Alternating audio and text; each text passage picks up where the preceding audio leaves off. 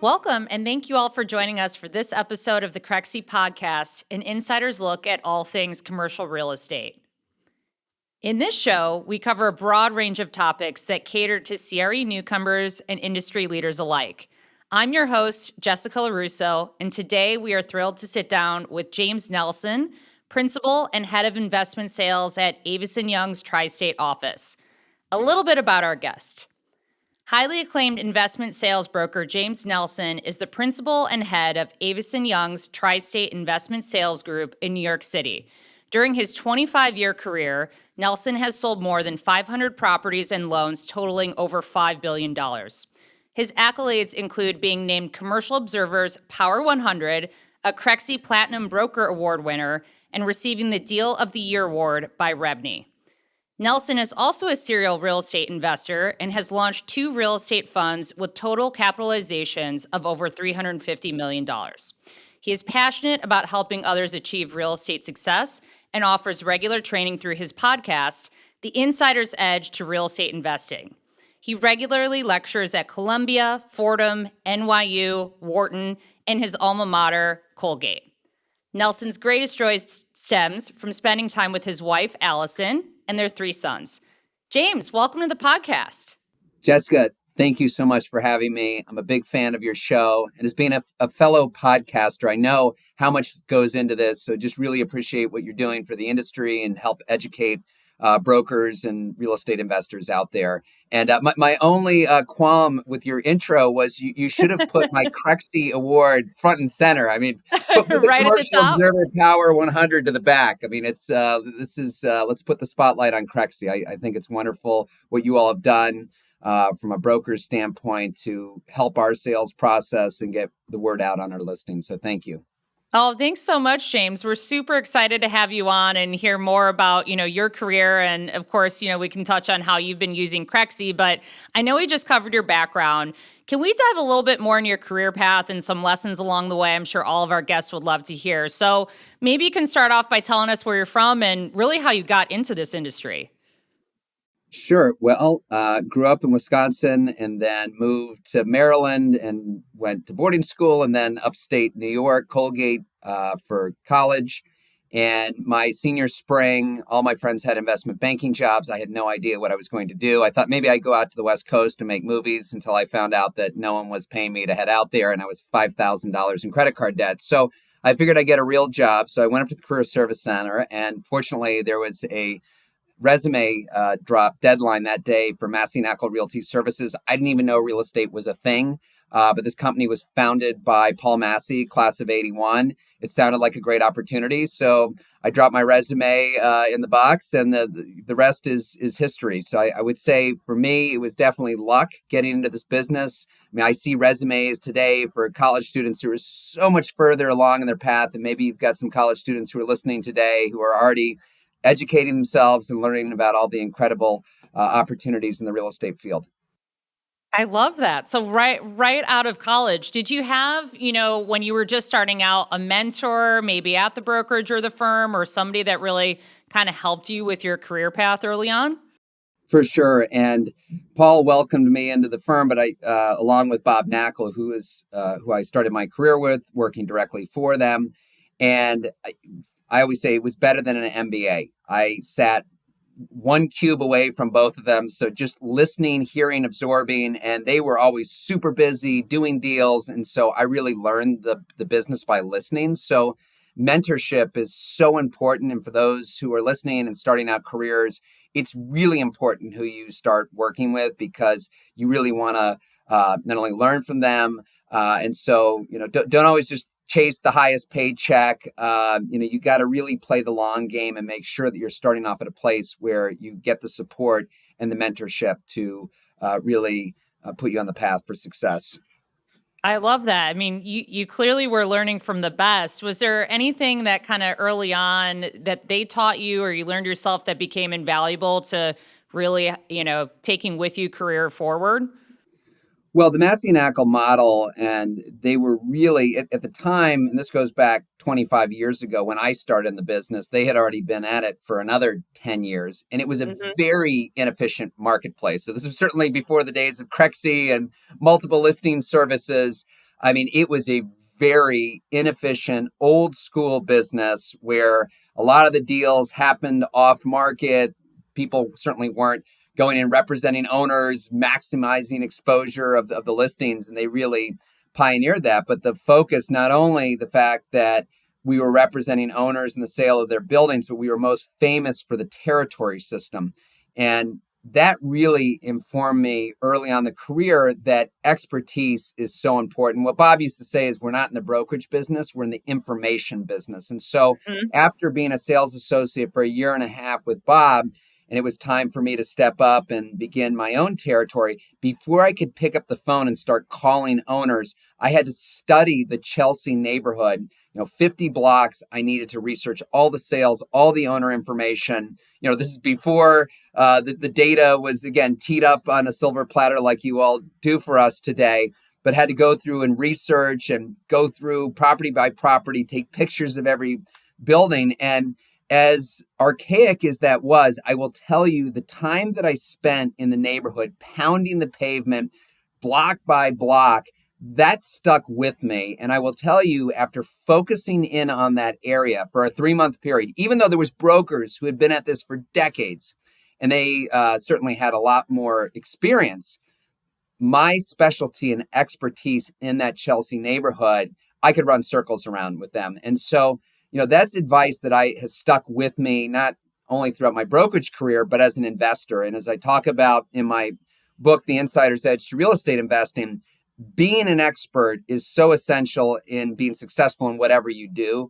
There's that saying, jack of all trades, master of none. And that certainly applies to what we're doing. I absolutely love that. So it sounds like that kind of territory knowledge, being an expert in your field and in that market, sounds like something that you've taken with you throughout the rest of your career. Are there any other fundamental tenets that you would recommend that really helped you with your work ethic, or that you're maintaining today with yourself and with your firm? Well, I really think it's discipline. And in times like these, it can be challenging. Look, now that I've been doing this long enough, I've seen at least 2, maybe 3 cycles. And, thinking back to the days of 2009, 2010, after the great financial crisis, dollar volume, the sales in New York City dropped 90%, 90, as did my brokerage income. And that was really tough for obvious reasons. But we kept showing up. And what I noticed a lot of the competition and brokers were doing was saying, nothing's happening. So I'm going to just, take the year off. I'm going to go travel around the world. And not that that's not a lot of fun, but we just kept showing up, and we didn't even know when the market was going to turn. But it's very difficult to time the market and just show up when you think things are going to get good. And what we found is that time that we invested paid off for the long term, because come 2010, 2011, when a lot of this distress started getting flushed out, we were right there, and we ended up doing a tremendous amount of loan sales. So, fast forward 2020, March, COVID. Again, we had no idea. Were we going to be in this for weeks, months, years, and just kept, and in this case, maybe not physically showing up because for a while things were closed down, but still reaching out to clients. Hey, just trying to stay connected, trying to be helpful. And I think those clients really remember those times where we just didn't disappear off the grid. 100%. You were really doubling down, and keeping those connections and pushing along even when times were tough. That's amazing. You mentioned discipline, right? Do you have any daily habits or practices? It doesn't necessarily have to be CRE related, but that have become essential to you in your career? Well, your listeners might not like this, but I start the day super early. I would almost say crazy early with a 4 handle. So like 4:45 in the morning, I'm up so I can get my workout in between 5 and 6 o'clock. That's how I like to start the day. So I still can catch the 6:30 train in the morning and be at my desk by 7:45. So it might sound boring that's just the regimen and every single day. But I find that once 9 o'clock rolls around, my day is, totally, I don't want to say outside my control, but just things are so busy and so nonstop that if I want to take that time early in the morning to plan out my day, I need to start early. So, but then that also means I need to get home at a reasonable hour. So I'm also one of the first people to leave the office around 5:30, and I've got to take the train back to Greenwich. And so, I'm getting home around 6:30, but I want to see my family at the end of the day. And I also want to sign off. Like, look, you can be on your phone, on email 24/7. What I found about emails is if you send out an email, you're guaranteed that you're going to get one or two back. So I could spend my entire life doing emails, but you have to be able to compartmentalize what you're doing. And some people say, hey, look, I love doing this. I'm 24/7. Okay, but that's a great way to burn out. And I think if you really want to be successful, and it's interesting because I was just listening to a podcast from the founder of Chick-fil-A, which is the fastest growing restaurant chain out there now. And, they talk about their success, and they talk about the fact that they continue to take Sundays off, and they talk about the importance to rest and recharge your batteries to get back at it. I love that. Do you have a hard stop for the emails? Certain time of the night? Yeah, no, I'm off the grid at 6:00, 6:30. So I'm not responding to emails then until the next morning at 6:30 in the morning. So I think if it's really important, if something has to get done, what I've found is someone will pick up the phone and they will call you. For sure. I love that. Well, jumping into, I'd love to dive into what came out this year, which was your book. Can you tell us a little bit about The Insider's Edge to Real Estate? What's it about? Who's it for? And why write it today? Yes. Well, thank you for that. And this is what I guess you would call a passion project. I don't think I knew what I was getting into when I said, okay, I'm going to go and I'm going to write a book. And first of all, look, I had a tremendous amount of help on this. So let me be very clear. This was not James Nelson writing a book in a vacuum. Maybe that would have happened, probably would have taken me 10 plus years to do that. But I had a great team. I had an agent. I had a great publisher in McGraw-Hill. And most importantly, I had an incredible writing partner, Rachel Hartman, who I continue to collaborate with today. So I think, first of all, to have the right team to pull this off was essential. As far as, who is the audience? So look, for 20 plus years of my career, I've always been asked the question, James, how do you do this? What is the book? How do I learn how to invest in commercial real estate? And what you see out there is there's a lot of this fix it, flip it, how to get rich quick, Right. rich dad, poor dad. And that's not bad. Okay. So it's great if you want to start off in your first investment and, they call it house hacking, buy a 4-family, live in one unit and rent out the other units. That's not a bad way to start off. But how do you put together a serious real estate investment? How do you go source the opportunity? How do you reposition it? How do you raise the capital? How do you finance it? How do you reposition it? So this book is a practical step-by-step guide that teaches you everything you need to know to get started in real estate investing. And what's amazing is I've been on the speaking tour where I've spoken at a lot of real estate master's programs, really smart students who know all about the numbers and how to financially model. They understand the theory. But when I ask a question with these students, I say, okay, well, great. How do you buy a property? And oftentimes they just look at me blankly saying, what do you mean, how do you buy a property? I said, well, how do you find it? Walk me through the process of how you are going to go find a property to purchase. And I think the mentality of a lot of students is, well, hey, I'm just a numbers guy or girl. I just do the numbers and I'm going to go and I'm going to be an analyst. I'm going to go work for a big shop and they're going to have a dedicated acquisitions team. They're going to have a dedicated asset management team. Well, okay, that's great. But I think everyone involved in the real estate transaction needs to understand the big picture. They need to understand who the players are. They need to understand how this works. I think even if you, and for you listening out there right now, if you are a numbers person, that's great. We always need more analysts.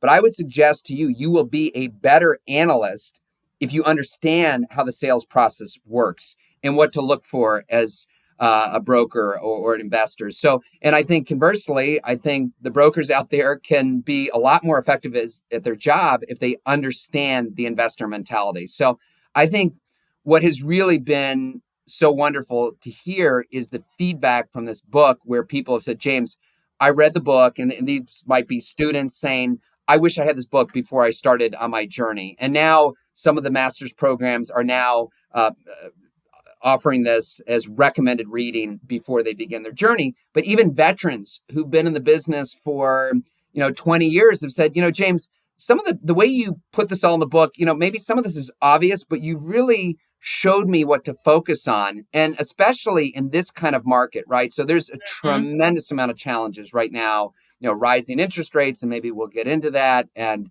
downward pressure on pricing, but all the more reason on why you need to really understand what to look for in a great opportunity. One of the things I talk about in the book, just as an example, is seller's motivation. Okay. So when you're buying a property, it amazes me how rarely I'm asked, James, why is your client selling the property? Now, as the broker, if my client is in financial distress, I'm not going to volunteer that information. But if you're looking to buy a property right now and you don't check what debt they have on the property before you investigate and make your offer, you're spinning your wheels. So there's ways that you can find out to understand what is the paradigm that you are going into. And then also, look, there might be situations where there's estate sales, partnership disputes, and, what you want to do to find a great opportunity is focus on a seller who is motivated, who has a reason to sell, who can sell into the market, as opposed to a discretionary seller who says, hey, if I get a huge price, I'll sell, right? So really practical tips that are in the book, where if you go and read this book, I assure you that you're going to get insider tips, and that the whole reason, and Jessica, sorry to go on and on, but trying to condense the entire book into a minute or two. The reason why it's called the Insider's Edge is because, and this is why I love real estate so much more than the stock market. Okay, so anyone can go invest in the stock market, and we see it any minute of the day where a stock is trading for. Not the case with real estate, right? And it amazed me so early on in my career where I'd see two more or less identical buildings sell for, big difference in price. And I said, how can this be? How can this building sell for 20 or 30% more? Well, hey, maybe this property was widely marketed, had a professional broker who promoted the listing, where this one sold off market, right? And so there are huge, I still believe that real estate is a very inefficient marketplace. And I know you all have worked very hard to make it efficient. And those who have adapted are getting the insider's edge to real estate investing. But there's still plenty out there who just aren't utilizing the tools today. And that's where some of the opportunities might be. Well, I think it's so important, James, that you're sharing your expertise, with this community, because to your point, now in the social media era, you've probably seen podcasts and different things on, all these various social medias. There's so many conflicting ideas of how to get into this or how to invest, right? So I love that you're bringing your expertise to the table and sharing it with everyone. What are some, for our listeners out there, some key insights or topics, that are pretty crucial for the book that, you identify? Well, I start off with, this is a business about the people, right? And who you work with and your contacts. And so the first podcast interview that I ever gave, and my podcast is the same name as the book, I had the chance to interview Bruce Ratner, prolific developer. He's built over 50 projects in New York City, developer of Barclays Arena, part owner of the Nets. And I kept asking, Bruce, what was the key to your success? What was it? He said, James, it was the people. It was the team, the specialists, the knowledge that they brought to the table. I went back, and in a 1 hour long conversation with Bruce, he said the word people or team over 50 times. Okay. Wow. So clearly that has to have something to do with being successful in this business. So think about the team that you transact with. How much more of an advantage do you have if you are working with a great investment sales broker who really understands the landscape and can help you find that great opportunity? Or how about that real estate attorney who's not the generalist, not the, whoever drafted your will and estate and dabbles in real estate, but if you're buying multifamily in New York City, for example, does your transactional real estate attorney have experience in that realm? And more importantly, have you brought on a landlord-tenant attorney who really understands how to diligence that? So, and the list goes on and on. Who's your mortgage broker? Who's your lender? Who's your contractor?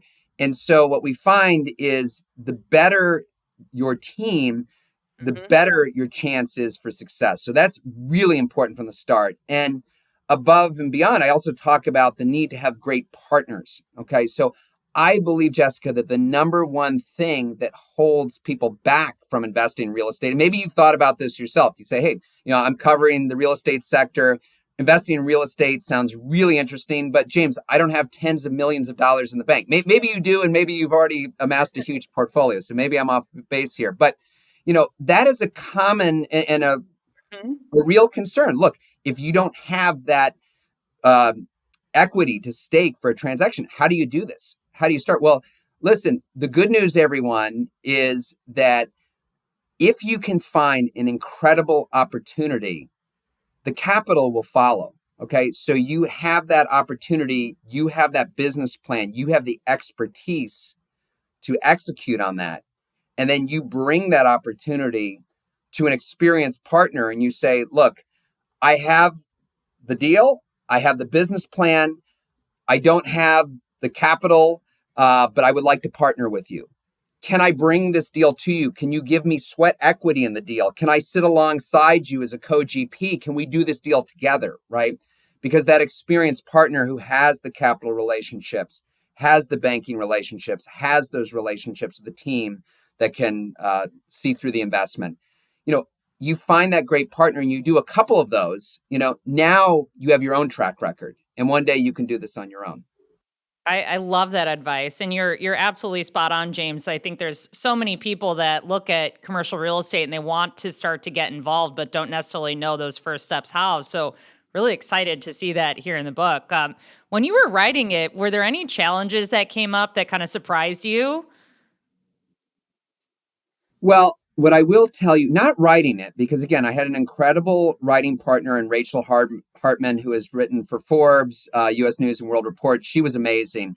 So I had the outline. I knew what I wanted the book to say. So I would tee up the questions, and then she interviewed me for 12, 13 sessions. In fact, you can listen to those interviews on my podcast, and she'd take that hour-long interview and she would condense that into a chapter. I would then go through and edit it, and we'd go back and forth. And so the writing process was actually pretty efficient. What I don't think I was prepared for is the amount of work to launch a book. And, I have an incredible publisher in McGraw-Hill, and they did certainly their own PR, but they also said, okay, well, James, what are you going to do to go sell the book? And so there was a lot of effort to get the book out there because you do spend that time and effort. You want it to be successful, right? And sure, it's Absolutely. great. And the book did make Wall Street Journal bestseller. And sure, that's a nice That's distinction to huge. have. Thank you. But more importantly, it's kind of that seal of approval and the fact that, you want this book to reach the widest audience. And once you hit the Wall Street Journal bestseller, that gives people a reason, it gives it exposure. So it was really what I didn't anticipate was the amount of work that it would take to get that book out the door, because that first week when you launch is super important that you have the best sales numbers possible. So then you can get that momentum that gets the book out the door. And so thankfully we were able to do that. And now Amazon is kicking in, and it's great to see that every week the sales are going up and up and up. And that to me means that people are reading this book and saying, wow, this is really helpful. Let me refer it to some friends. That's amazing. Yeah, so it sounds like, the feedback from your readers has been incredibly positive. You're continuing to, sell more. It's being featured in more places. What would you say for somebody that hasn't read the book yet or is looking to pick it up? What are some of the main takeaways you want your readers to understand from the book? Well, again, this is an insider's game, right? So, and you can use that to your advantage. So I think really understanding the opportunity, and this kind of goes back to my early experience of getting to know an area, having conviction, having a business plan. And I'll just give you a quick example because maybe it illustrates the point. And sometimes I challenge when I speak in front of schools, I kind of give an idea. So what about the fact that in the Bronx right now, the MTA is going to open up 4 new subway stations? Okay, this is hopefully going to happen in the next year. Maybe it's already happened for all I know. Clearly, I haven't been following my own advice and studying this market. But Jessica, what do you think is going to happen to retail and residential values as soon as these subway stations open up? Increase, obviously. So, again, a lot of smart real estate investing is, and I love the Wayne Gretzky quote, skate to where the puck is going. So thinking about, okay, well, let me buy up around these subway stations. Let me buy mixed use product. And it would be a very easy case to make. You could say, well, let's look at other locations in the Bronx that do have a subway station. Let's look at what the retail rents are there compared to these neighborhoods where they're opening up, right? Let's look at residential rents. Because look, for everyone listening right now, you say, James, why would I want to buy right now? Interest rates are still going up. You know, isn't there going to be more downward pressure on pricing? Well, maybe. Okay. But if you're making an investment right now that its success is predicated on selling at some exit cap that's, tighter than what you're paying now, I would suggest to you that's probably not the best business plan. Okay. Maybe rates will go down and maybe we'll get some cap rate compression. But I think the best way, and I talk about in the book, is really to add value to that bottom line. So if you look at that bottom line and you look at where rents are and you are confident that you can increase rents 20, 30, 50%, that's a great way to outperform the market. So again, that's just an example, Jessica, how to study a market and then actually have a business plan, have a thesis of why you believe that's going to happen, right? That is going to give you the conviction to then go out and raise money from investors to say, this is the business plan, this is why. And then, of course, you've done the work by focusing in the area. And this is a numbers game. Like, you're not going to find a deal by just looking at the first two or three things. They should be watching your platform every single day, looking at new listings that you all are bringing online. I love that because you really highlight that there's still areas for opportunity, right? Where you can bring in value, which kind of brings me to the next point, getting more into the nuts and bolts today of commercial real estate. I'd love to dive into, some questions about the investment sales market. So what's your kind of bird's eye view, 35,000 feet up, kind of overview of the investment sales sector today? You mentioned some down pressure, right? Where's your head at? What are you kind of thinking is going on? Well, right now we are just looking to stay opportunistic, as should your listeners. And I think the biggest challenge in the market today is there's so many buyers who are on the sidelines who are just saying, you know what? I'm going to sit this market out. There's going to be better opportunities. And look, you might be right. There might be more distress coming in 6 months and a year, but then guess what? Everybody's going to come off the sidelines and you're going to be in competition. Right now, there's incredible opportunities where, again, you can look for that seller's motivation who needs to sell right now. And those are the opportunities that you want to strike on. So we are not looking to swim upstream. We are looking to find opportunities where we know we can transact. And look, we love doing the big deals, the 25, the 100, the $200 million deals. The reality is right now, very challenging to finance, right? So not only do we have rates going up since last June, but what that's doing is putting downward pressure on the loan to values, the proceeds. And so we had a portfolio that we were working on downtown for $100 million. We couldn't even get a $50 million loan on it. So that's a tough proposition for an investor to say, hey, you need to come in with $50 million of equity for really a longer term type investment. So where we have been having a lot of success is in the $25 million and under space. Amazing that some of the transactions that we've closed recently have been contract closes. So no financing at all. Literally, buyer shows up to the closing table with cash in exchange for the deed. So I think if you read the headlines, you would just think that, the world is over. And, Right. I think it was CNBC that just said commercial real estate is bad. What I've found is you can't paint the market with one brush, right? So it's so specific to what it is. And sure, if we're talking about Class B, C office buildings, we're going to have a tough conversation. But multifamily rents are through the roof. Retail is having an incredible run. So you just need to be nimble, right? And you need to be opportunistic. Love that. So, you mentioned earlier, throughout your career, you've seen, I think you mentioned maybe three different, kind of cycles, maybe more or less. But I'd love to know kind of your position on what's different currently and share with our listeners here about this particular market cycle versus some of the others that you've seen in the past. Sure. It's a great question. And what I would say today that's different is there is a lot more liquidity in the market. It's just a lot of this money is sitting on the sidelines. So it's not, 2009, 2010 was very challenging to get out of because there just wasn't a lot of capital available. I mean, now there's tons of debt and equity that's out there. It's just a lot of it is sitting on the sidelines waiting. So, that certainly does give hope.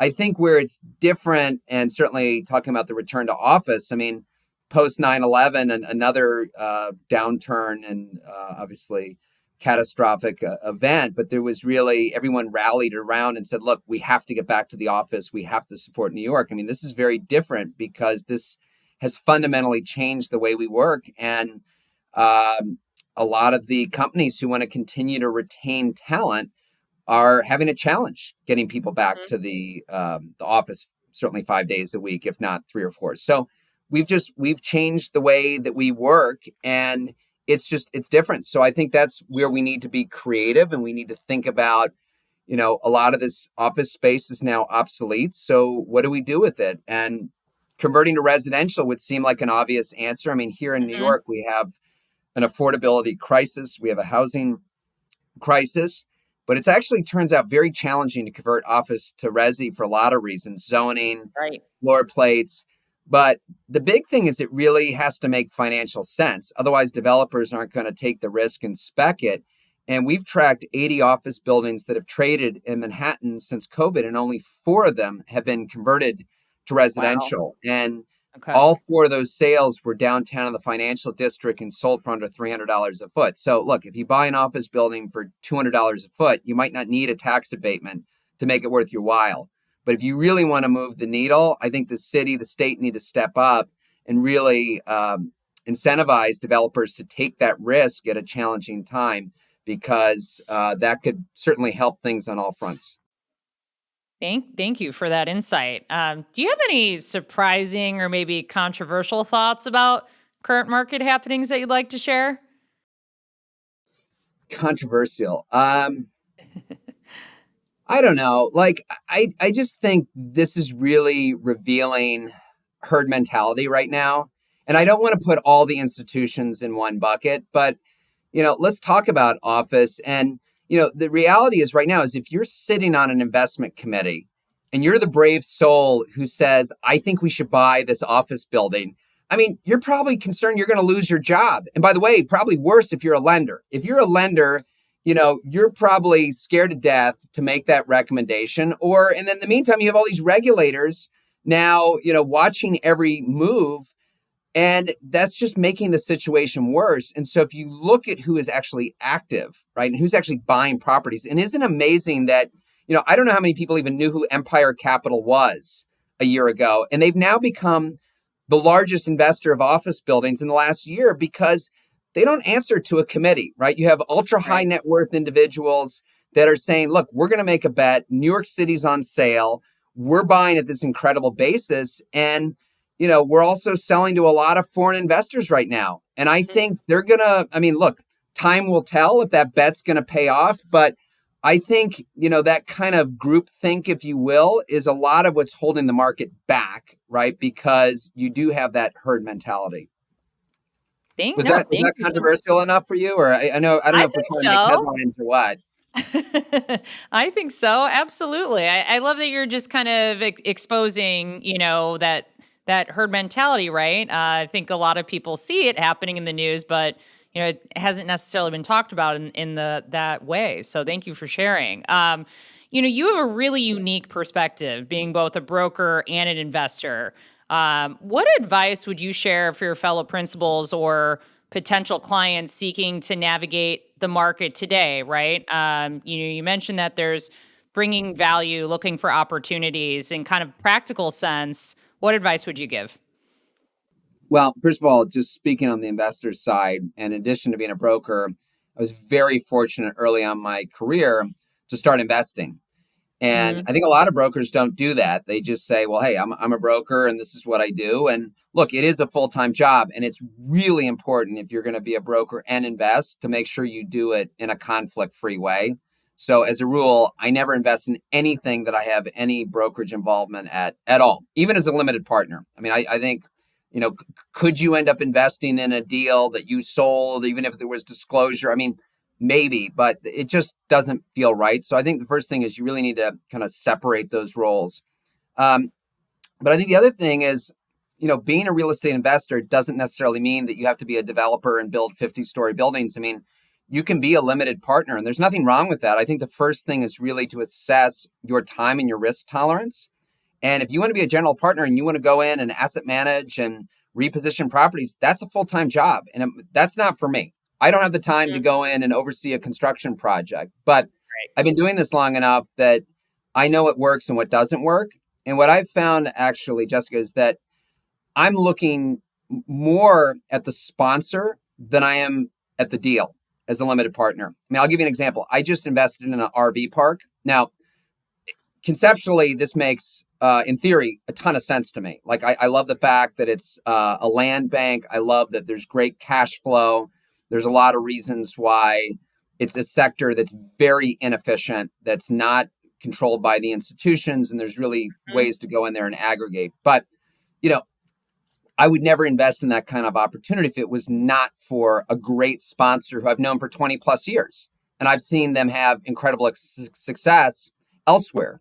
So for me, that was really more of an investment in the sponsor than it was in the actual real estate deal. Got it. No, that's really helpful. And, we have a lot of younger brokers or, investors that are kind of early to getting into the market, right? That are our listeners.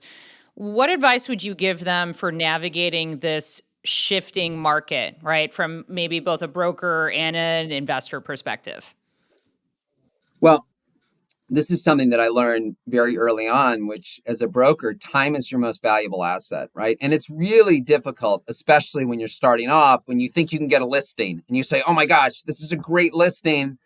And, maybe the owner isn't motivated and maybe they have completely unrealistic expectations. That's really tough to say no. But in the long term, what I found is you have to be disciplined as a broker, because if you take on listings that are not going to sell, it ends up sucking up a huge amount of your time. And I think also buyers appreciate when you've vetted the opportunity and, have something that's actually deliverable. And so we actually say no to a lot of assignments, and we do it in a polite way. We say, look, we'd love to help you out, but just now's not the time in the market. We can't achieve what you're looking for. And we found in many cases, in fact, we just took on a listing this past week where we're the fourth broker in, right? And so, sometimes it just takes time for an owner to become educated, but I think it's really important to be disciplined and take on the right assignments. That's great advice. Thank you. Well, given your technical background and expertise, I'm sure our listeners are curious about some of your answers to a few rapid fire words of advice or questions. Can I throw a few your way? Yeah, let's do it. Awesome. Okay, so if you were given $50 million today and you had to invest it immediately, like by tomorrow, what would be your go-to asset type, location, and why? High street retail. So I would be buying in Soho, up and down Broadway, Fifth Avenue, Madison Avenue. I love it. The reason why is we have seen retail rents go from, let's just take Broadway and Soho, just to give everybody the sense. 5 years ago, the rents up and down Broadway were $300 a foot. They went all the way up to $1,000 a foot. And post-COVID, they came crashing down to $150 a foot. Okay. Now, going back 5 years ago, the cap rates on these deals were 3-4%, even as the rents got up to $700, $800, $1,000 a foot. So now we talk about rents at $150, $200 a foot that are now trading at 5-6% returns. But I do believe that there is still massive upside in retail, which has had a great recovery. You see people back shopping. And I think we're really seeing first there was this concern that retail was going to die to e-commerce. And now we found how valuable these physical stores are, even to these digitally native brands. So what I like about retail, though, is this is really the type of asset class that's so specialized, right? You have to understand block by block the dynamic. And it's not just, what submarket, it's what side of the street. I mean, you could see retail rents drastically different when you're adjacent to a subway station or you're across the block. So this is a place where if you really study the market and you understand what's going on with rents, and even one better, I will tell you, maybe some of your listeners have heard about Jeff Sutton, self-made billionaire.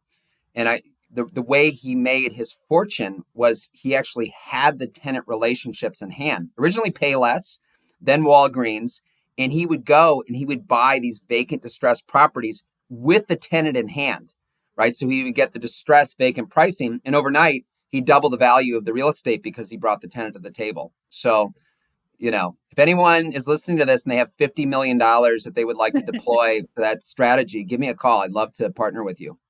Amazing. Okay, promise this next one is not a trick question, but what are some of your favorite tools or software that you're using on the job day to day? Well, I got to give a shout out to Crexi again.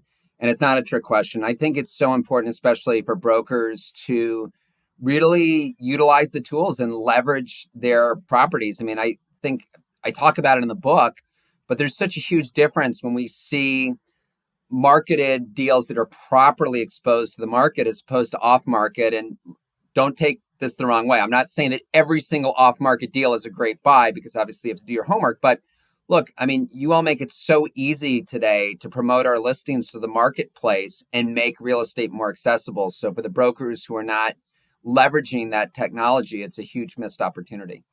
Thank you, James. I'm glad you're using it on the daily. Those are some very kind words, and we know you're using it. A platinum broker, of course, with us. James, what is maybe the most common misconception about your job, either as a broker or investor or the industry? Well, I think that it's easy money. I think when you hear about these brokerage commissions and you think about, oh, wow, these are, these big 6-figure checks. And, the reality is people don't realize the amount of false starts, rejection, the amount of time first of all, it takes to get an exclusive listing. And a lot of the junior brokers who start out think, well, how hard can this be? I just, I make 250 phone calls a day. I get someone to say yes, and I send them a listing agreement. A lot harder than said. And what you find about this business is it is so important to have this relationship. So sure, if you do your cold calls, you're going to get people who will tell you they want to sell their property, but then to really convince them and show them the value of their retaining you to market on their behalf, that's really tough. And that's where you need to cultivate that relationship. And the important thing there is always to show that you are putting yourself in the client's shoes. So if an owner ever senses that you're just looking to make a quick sale and make a quick commission, you're playing the short game, right? You really, if you're going to do this, brokerage is a long game. All about the relationships. That's excellent advice. Thank you. So, as we wrap up, are there any parting words you'd like to share with our audience? Well, look, I just really appreciate the opportunity here. And I'm hoping that this has inspired some of you to go and invest in real estate. And the good news is there's a lot of resources like this podcast. And I hope that you will check out my book if you haven't, because I really do believe this is going to arm you with the proper strategy to be successful in this business. And I do spend a lot of time really trying to think about content that's going to be helpful to the audience. So jamesnelson.com is where, you can also find my white papers, videos, the podcast, where, look, I've interviewed over 150 real estate investors, developers, entrepreneurs about their stories. And these are really evergreen lessons. If I just did a story based on, current events, it's stale the next week or two. But I really want to hear, these legends in the business. So, the Don Peebles, Marianne Gilmartin, Rick Clark, Francis Greenberger. I want to hear, what was it like your first deal? And so you can really understand the trajectory and understand that a lot of these self-made billionaires, they started without anything, right? Mm-hmm. And so that is really what's so exciting about real estate, is that, there is no glass ceiling. So I really hope this inspires you all. And I hope to be in touch with you all. I love that. Thanks so much, James. Where can our audience pick up your book, The Insider's Edge to Real Estate? Well, we're in Barnes and Nobles, but also Amazon has made it very easy. JamesNelson.com. You can also get it through there. So there's a lot of places out there where you can find it, and I appreciate that. Awesome. Well, thank you so much, James. We really appreciate you sharing your insights with us. We know you're very busy, so we really appreciate you spending some time to sit down with us and Crexi today. My Thank pleasure. you. This has been a lot of fun, and really, again, thank you for everything you're doing to get this show out there. Much appreciated. And thank you to everyone that tuned in today. If you enjoyed this episode, do not miss out on the next one. Visit go.crexi.com/podcast and sign up to get the next episode delivered straight to your inbox. And of course, you can also subscribe to the Crexi Podcast on your favorite podcast app. Also, check out our YouTube channel for video recordings of each episode. Take care and be sure to tune in next time.